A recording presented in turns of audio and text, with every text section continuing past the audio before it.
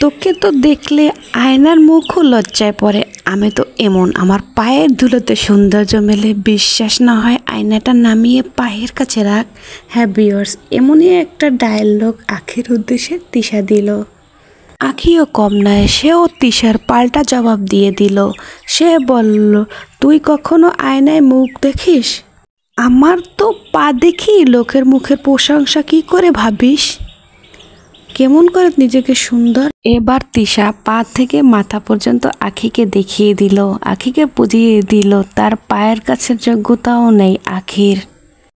আখি তার জবাবে দিয়ে দিল, আমি তো মেকআপ সুন্দরী না, আমি তো ফিল্টার দিয়ে সুন্দরী হই না। হ্যাঁ ভিউয়ার্স, আপনাদের এই পাল্টাপাল্টির জবাবটা কেমন লাগলো? এ যেন দুই সতীনের অন্যরকম যুদ্ধ, একে অপরকে কোনোভাবে ছাড় দিচ্ছে না। একজন কথা বললে অপরজন পাল্টা জবাব দিয়ে দেয়।